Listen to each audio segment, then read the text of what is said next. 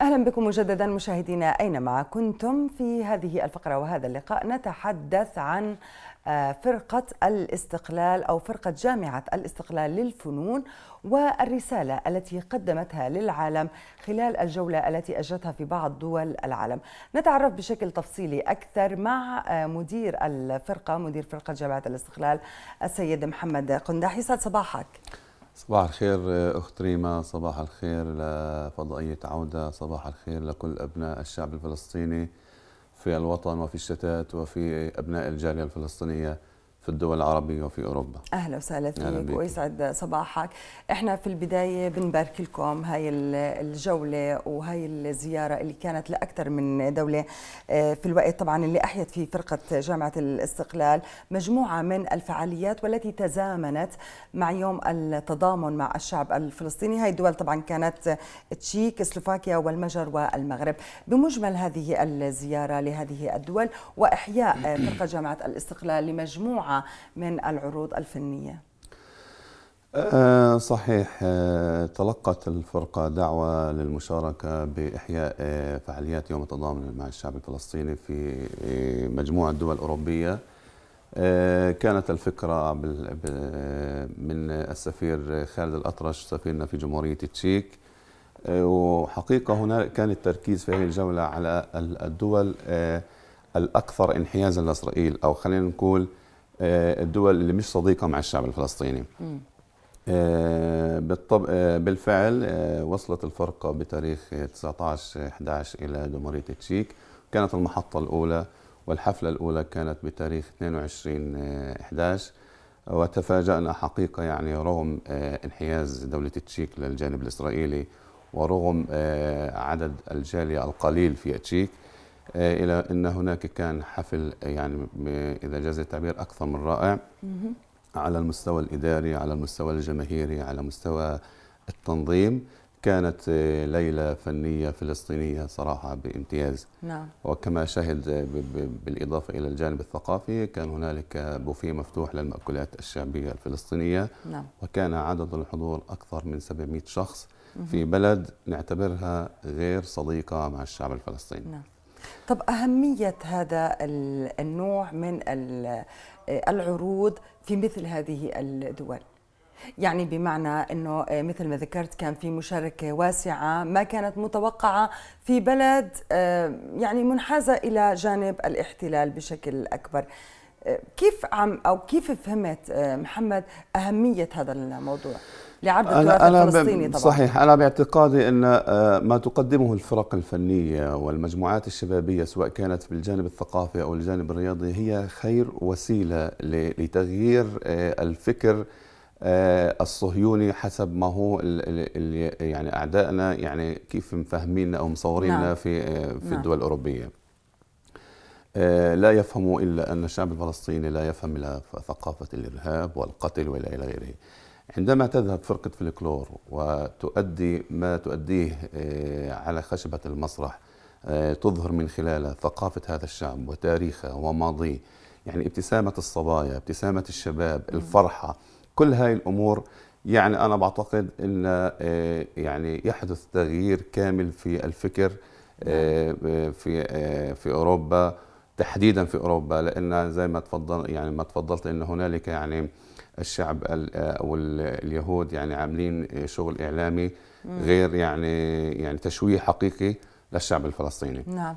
الفرق الفنية هاي بتكون بطريقة من خلال أدائها الفني، من خلال ما تقدمه من لوحات فلسطينية تثبت لهذا الشعب أن هذا الشعب يستحق الحياة. نعم. وله مقومات الحياة، والفرحة والبسمة والتراث الشعبي والفلسطين. هذا دليل أن هنالك هوية ثقافية موجودة. صحيح. منذ زمن بعيد. في الوقت يمكن كمان اللي وكنا قد تحدثنا في السابق أخي محمد عن زياراتكم لمجموعة من الدول وكيف كانت دولة الاحتلال تحاول نشر التراث الفلسطيني تحت مسميات تراثها. صحيح. أو أنه هذا التراث هو يتبع الاحتلال لا صحيح. يتبع دولة فلسطين. فيمكن هذا الأثر كمان اللي كان له وطأ على الأرض في المشاركة الواسعة اللي قدمتها فرقة جامعة الاستقلال. صحيح، حتى احنا تفاجأنا قبل بدء الحفل في جمهورية التشيك ان كان في مسيرة لمجموعة من اليهود لإفشال هذا الحفل. نعم. وكان التركيز على بوفيه مفتوح للمأكولات الشعبية، لأن حتى اليهود يعني الفلافل المقلوبة، نعم، الحمص بينسبوها يعني لهم بالضبط. نعم. هم يعني بيسرقوا من هاي مقدرات الشعب الفلسطيني حتى قرص الفلافل يعني أو الطبخات الشعبية. فكانت الحفل يعني كان في تنظيم رائع. بنوجه التحية إلى طاقم سفارة دولة فلسطين في تشيك، كان هناك عمل جبار. ومن ثم انتقلت الفرقة إلى جمهورية سلوفاكيا.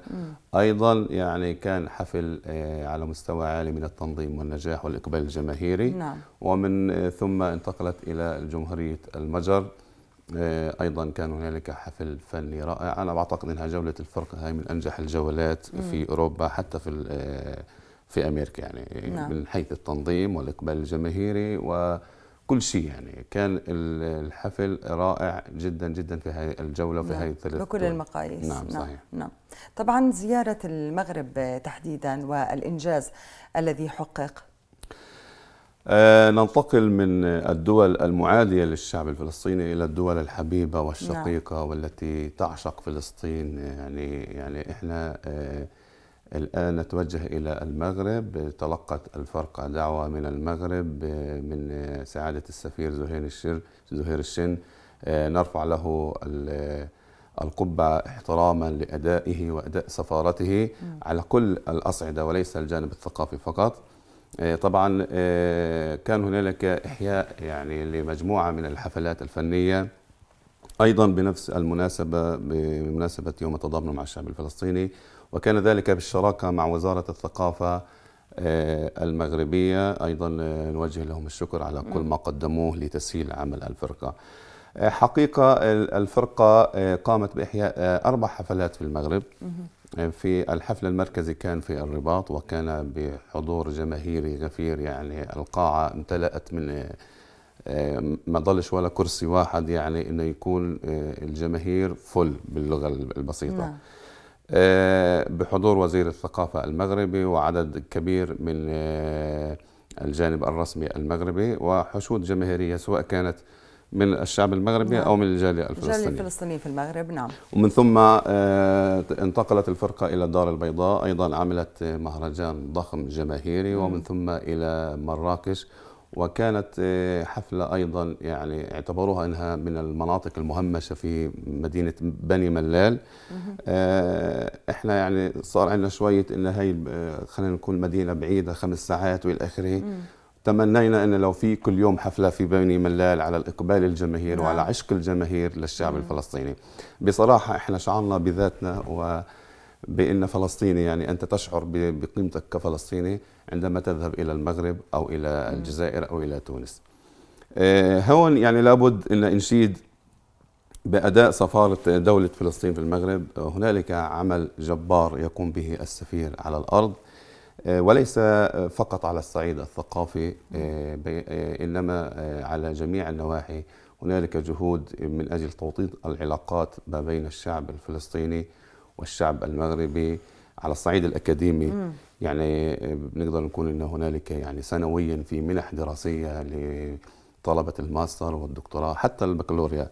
وهنالك يعني أنا شخصيا حضرت توقيع اتفاقيات توأمة بين المدن المغربية ونظيراتها من المدن الفلسطينية، في توأمة بين مراكش وأريحة وبين طنجة وبين مدينة رام الله والبيرة. فحقيقة احنا نوجه الشكر الجزيل إلى الدكتور زهير الشن سفيرنا في المملكة المغربية، وإلى طاقم سفارته على كل الجهود التي تبذل، نعم، من أجل خدمة فلسطين وأبناء فلسطين. نعم. نعم أكيد بنتوجه لهم بكل الشكر والتقدير والاحترام.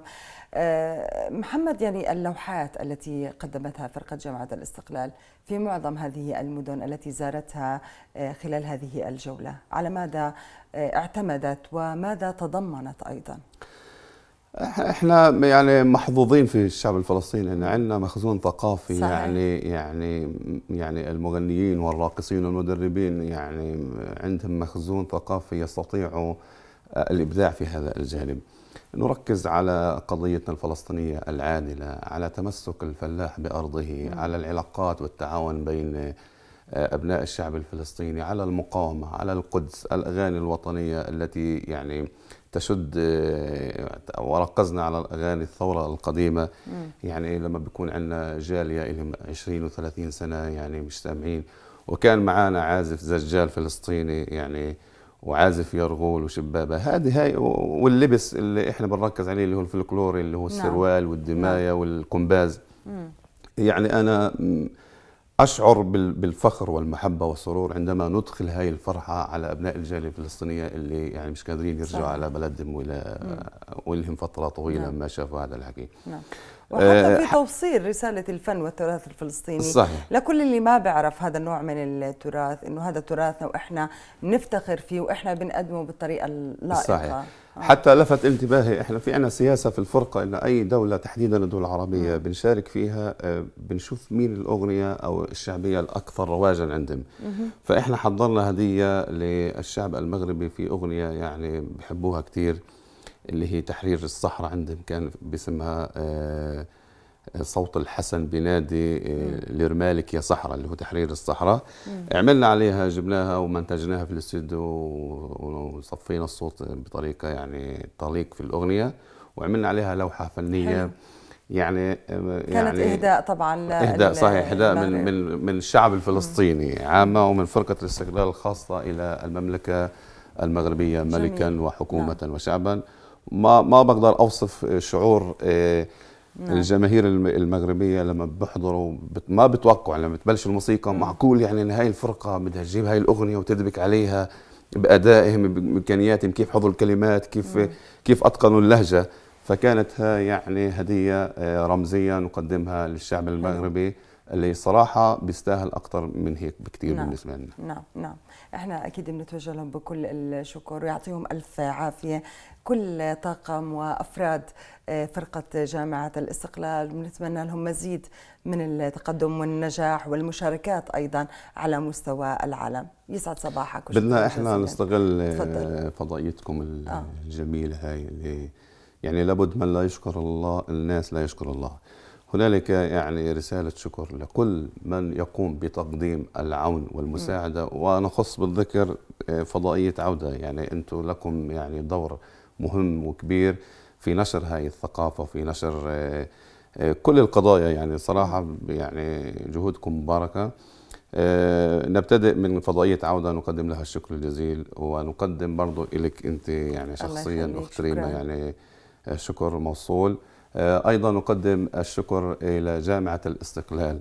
يعني لولا جامعة الاستقلال لما تستطيع هاي ضمن الإمكانيات طبعا المحدودة لما نستطيع في الفرقة بالضبط ولا تقديم. هم بيسهلوا لنا عملية تقديم رسالتنا الوطنية والثقافية ابتداء من اللواء توفيق الطراوي مرورا بالدكتور عبد الناصر القدومي والأخ العقيد إياد الشامي، لأن هذا المالية يعني لازم نشكره لأن بيقدموا لنا شغلات.